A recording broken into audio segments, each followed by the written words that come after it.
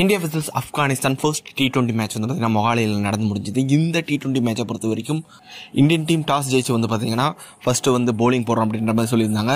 இந்த match start ஆகிறதுக்கு முன்னாடி ஏகப்பட்ட பனி, பிளேயர்ஸ் வாயர் திறந்தாலே வந்து பார்த்தீங்கன்னா புகை வருது. அந்தளவுக்கு வந்து பார்த்தீங்கன்னா ஒரு கோல்டான கண்டிஷன், ரொம்ப ஒரு சேலஞ்சிங்கான ஒரு கண்டிஷனே சொல்லி ஆகணும். ஓகே, இந்தியன் டீமை பொறுத்த வரைக்கும் சிவம் டூபே வந்து பார்த்தீங்கன்னா ரொம்ப நாள் கழிச்சு T20 சைடுக்கு வந்திருக்காரு. அதுக்கப்புறம் வாஷிங்டன் சுந்தருக்கு ஒரு சான்ஸ் கிடைச்சிது. அதுக்கப்புறம் வந்து பார்த்தீங்கன்னா ஜெய்ஸ்வால் இன்ஜுரி காரணமாக வந்து பார்த்தீங்கன்னா அவருக்கு வாய்ப்பு கிடைக்கல. சுப்மன் கில் வந்து பார்த்தீங்கன்னா அவருக்கு பதிலாக விளையாடினார். ஃபர்ஸ்ட் சாய்ஸாக வந்து பார்த்தீங்கன்னா ஜெய்ஸ்வால் தான் இருந்திருந்தார். ஆனால் வந்து பார்த்தீங்கன்னா அவருக்கு ஷோல்டரில் ஏதோ இன்ஜுரி அப்படின்றதுனால சுப்மன் கில்க்கு அந்த வாய்ப்பு கிடைச்சிது. ராகுல் டிராவிட்டே வந்து பார்த்தீங்கன்னா கன்ஃபார்ம் பண்ணியிருக்காரு. ஃபர்ஸ்ட் சாய்ஸ் ஓப்பனராக வந்து பார்த்தீங்கன்னா ஜெய்ஸ்வால் தான் இருக்கார் அப்படின்றத வந்து கன்ஃபார்ம் பண்ணியிருக்காரு ராகுல் டிராவிட். ஓகே, அப்படியே நம்ம ஆப்கானிஸ்தான் டீமை பொறுத்த வரைக்கும் பார்த்தீங்கன்னா ரஷீத் கான் கிடையாது. அதுக்கப்புறம் நிறைய ஸ்பின்னர்ஸ் வந்து பார்த்திங்கன்னா வச்சு அவங்க விளையாடுவாங்கன்னு நினச்சேன். ஆனால் வந்து பார்த்திங்கன்னா இந்த மேட்ச்சில் அதுவும் மொஹாலியில் வந்து பார்த்திங்கன்னா ஸ்பின்னர்ஸ்க்கு அந்தளவுக்கு ஹெல்ப் இருக்காது அப்படின்ற போது நூர் அகமது, அதுக்கப்புறம் கோயஸ் அகமது இவங்களெல்லாம் வந்து பார்த்திங்கன்னா ரெஸ்ட் பண்ணியிருந்தாங்க.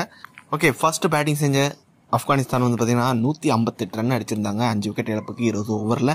பரவாயில்ல, ஆப்கானிஸ்தான் டீம் இந்தியாவுக்கு அகெயின்ஸ்டாக வந்து பார்த்திங்கன்னா ஒரு டீசெண்டான ஒரு ஸ்டார்ட்னே சொல்லி ஆகணும். ஃபர்ஸ்ட் டைம் வந்து பார்த்திங்கன்னா ஒரு பைலேட்டரல் சீரீஸ் அதுவும் இந்தியாவில் நடக்குது அப்படின்ற போது ஆப்கானிஸ்தான் டீமுக்கு ஏகப்பட்ட ப்ரெஷர் இருக்கும். பட் வந்து பார்த்திங்கன்னா நல்லாவே வந்து ஓரளவுக்கு டீசெண்டான ஒரு ஸ்கோரை செட் பண்ணாங்க. ஆப்கானிஸ்தான் டீம் பொறுத்த வரைக்கும் குர்பாஸ் ஒரு 23 ரன், இப்ராஹிம் ஜட்ரான் 25 ரன், அதுக்கப்புறம் அசமுதுல்லா 29 ரன், அதிகபட்சமாக நபி வந்து 42 ரன் அடிச்சிருந்தார். 27 பாலில் 3 6 2 பவுண்டரி. இந்தியன் டீமை பொறுத்த வரைக்கும் முகேஷ் குமார் 2 விக்கெட், அதுக்கப்புறம் அக்சர் பட்டேல் 2 விக்கெட், சிவம் டூபே ரொம்ப நாள் கழிச்சு போலிங் போட்டிருக்காரு, அவருக்கு ஒரு விக்கெட். இந்தியன் டீமை பொறுத்த வரைக்கும் 159 ரன் அடித்த இந்த மேட்சை ஜெயிச்சலாம் அப்படின்ற மாதிரி தான் இருந்தது. ஸ்டார்டிங்லேயே வந்து பார்த்திங்கன்னா சுப்மன் கில்க்கும் ரோஹித் சர்மாக்கும் ஒரு முரண்பாடு, ரன் அவுட் ஆகிட்டார். ரோஹித் சர்மா கொஞ்சம் கடுப்பில் தான் போனார். இருக்காத பெண்ணை ரொம்ப நாள் கழிச்சு T20 சைடுக்கு வந்திருக்காரு.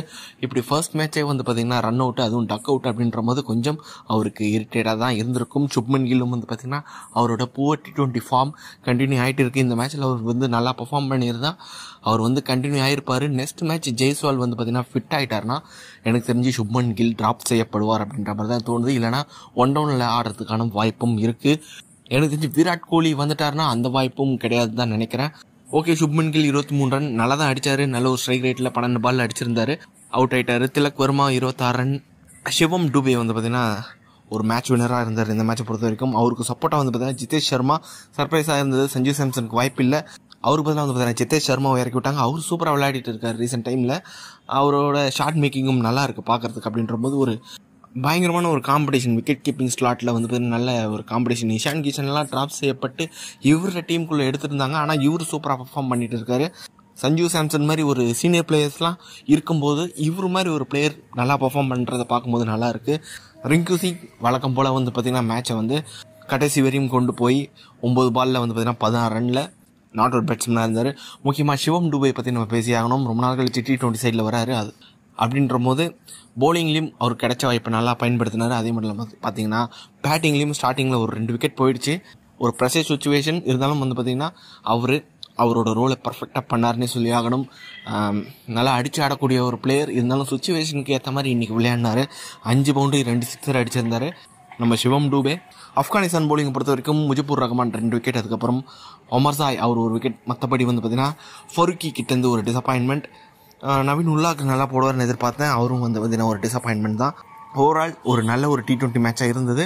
ஆப்கானிஸ்தான் டீம் ஸ்டார்டிங்கில் கொஞ்சம் 2 விக்கெட் பேக் டு பேக் போகும்போது கொஞ்சம் ஃபைட் பண்ணுற மாதிரி இருந்தது. பட் ஈஸியாக இந்த மேட்சை வந்து பார்த்திங்கன்னா இந்தியன் டீம் ஜெயிச்சிட்டாங்க. அடுத்த மேட்ச் வந்து பார்த்திங்கன்னா இண்டோரில் நடக்க போது, யார் ஜெயிப்பாங்க அப்படின்றது வந்து கமெண்ட் பாக்ஸில் டைப் பண்ணுங்கள். சிவம் டூபையோட கம்பேக் எப்படி இருந்தது அப்படின்னு வந்து பார்த்திங்கன்னா கமெண்ட் பாக்ஸில் டைப் பண்ணுங்கள். இந்த வீடியோ பிடிச்சிருந்தா லைக் பண்ணுங்கள், ஷேர் பண்ணுங்கள். நம்ம சேனல் மறக்காமல் சப்ஸ்கிரைப் பண்ணி வச்சுக்கோங்க.